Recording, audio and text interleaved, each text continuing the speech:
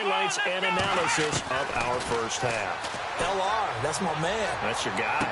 And on the left sideline, he caught it, but out of bounds, according to the headlinesman. Incomplete, so the ball a little late getting there, and it's third down. Feels like they're getting caught in between here because they didn't completions on first and second down. Now you got to worry a little bit about the clock because you prefer not to give them another shot here in the first half. If you don't pick up the first down, guess what? You're likely going to have to. On third down, Johnson. And he'll get it up to the 33-yard line. And now a timeout called by the Cowboys defense. It's just their first, so they'll have 2 remaining here before we get to halftime. The defense, they got a little bit of a breather. Now they're back and set as we resume play. NFL teams last year a little under 50% on fourth down conversions. This is a bit tougher. 4th and 4. They'll throw here. Kaiser. And it's complete to Kelsey. And he's taken down at the 43, but not before picking up the first. He'll wind up getting 11 on that one. And they're able to pick up the conversion here on 4th down. 10th carry now for Derrick Henry. And now running right through it. And he's able to get this one down to the 40-yard line. Another nice gain, 16 yards there and a first down again. They keep it with Henry on first down. They can't tackle him. And he's going to get this one down right to the edge of the red zone of the chalk of the 20. Chewing up big yardage. Another nice gain there. This one goes for 20. This is Henry looking to find a lane, but he can't. Reined in at the line of scrimmage. No gain on the play there. Second down. Boy, that's a lot of sirloin steak to be taken down for no gain, partner. Are you trying to suggest that he is a huge man? He is not just a big man, a huge man. Big boy. Well, how about the credit then for the defense to be able to chop that big tree and put him on the ground? I know back when you played, it took 4 of you to take a guy like that down, right? Well, that's for sure. And you know what else? I didn't want to challenge him at dinner either. And that is incomplete. Well, not to get too overcritical there because he knows what he's doing, but his shoulders looked a little off kilter there when he threw that. I don't think you're being overly critical there. You're just analyzing it, and he gets those shoulders right. That pass will go from incomplete to complete. The Giants on third down. They've only converted once in 4 tries. This is 3rd and 10. Kaiser now steps away to his left, and they'll bring him down at the 13-yard line. And now the Cowboys are going to call another timeout. So that means they're down to 1 remaining here as we head toward halftime.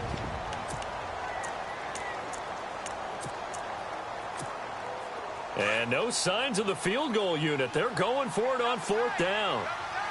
Let's go! To throw is Kaiser. That's going to be caught at the 10-yard line. And he's able to pick up the first before he's brought down inside the 5 at the 4. The decision to go for it pays off, and now they're set up 1st and goal. Kaiser. And that is caught. He's got it for a Giant touchdown. A.J. Green in the final seconds of the first half. And the Giants are an extra point away from tying up this football game.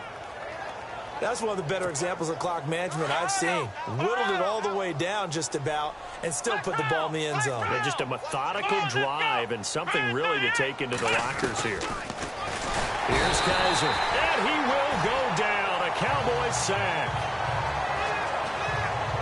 So tried to throw it in for 2 points, but the D got home, brought him down. Yeah, got home, which means there had to be good coverage. Just had nowhere to go with the ball. Typically, you try and throw quick hitters, quick slants, maybe even a quick fade. Nothing was open. He ends up getting sacked. The risk-reward of the onside kick. When you don't get it, the risk comes out to play, and here they gave up great field position. And that's the key to everything because you're trying your best to press advantages when you have them. And field position leads you to that type of play calling, and whether you want to blitz or whether you want to throw the ball deep, those types of things, now they've given up that type of field position, the advantage is switched to their opponent. And that is incomplete.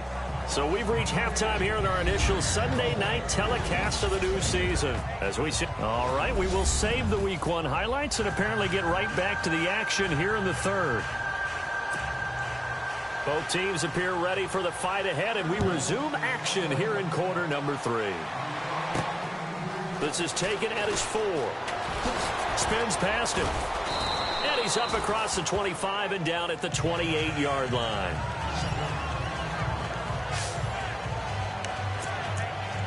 The Giants offense now gets ready to head back onto the field. They're close game, but they're going to need to do a little bit better probably here in half 2, no? I would agree with that totally.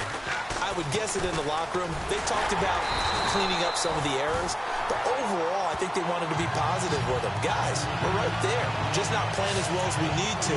Let's pick it up, and we still have a chance to win this game. Yeah, they do. We'll see if they can pick it up. Every year I go to the combine and marvel at the speeds that linebackers are running nowadays. They run like DBs. And let's face it, they know how to finish plays too. Eyes up, head up, run right through them. They'll run it again with Henry. And just a short gain that time as they're able to get him down. 2 yards gets them back to where they started, but now 3rd and 10. This is what happens sometimes when you abandon the running game. It's hard to get back to it because once guys get out of that mentality of firing out and hitting people, hard to get them started again occasionally.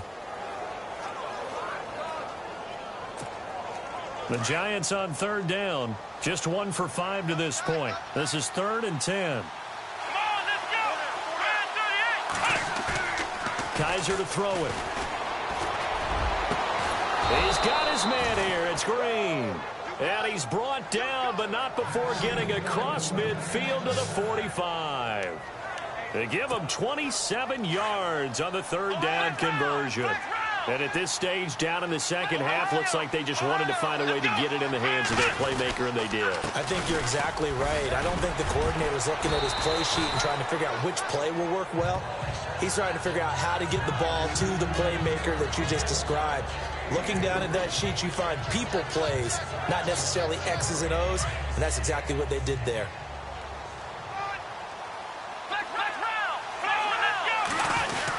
And a busy night for Henry continues. And the lane closes up quickly as he'll get about 3 down to the 38. So where'd all that running room that he had in the first half go? Because it looks like it's drying up a little bit here. Someone made some adjustments, it appears, at least on this drive. The Giants on 3rd down. They've converted just 2 for 6 thus far. This time it's 3rd and 3. They'll try to run for the first with Henry. Escapes the defender. And he will have the first before he's brought down right on the chalk of the 20. He got 18 yards out of that one, and it gets him a new set of downs. Well, that last run makes this a 100-yard night. I've loved the way he's hit the holes. He's been quick, he's been decisive, and he's been a whole lot of fun to watch. They'll run with Henry. And for one of the first times tonight, he's going to be held up at the line of scrimmage. Call it no gain on the play, and it'll be 2nd down. And that's one of the few times they've been able to contain him. He's had a heck of a game, and maybe he's getting a little bit tired from how many times he's carried the ball. But I always think back to what all those old coaches say. The ball's not that heavy. Keep carrying it, kid. Now Kaiser, and they're going to get him. He's sacked back around the 28. Michael Brockers breaking through to get him for a loss.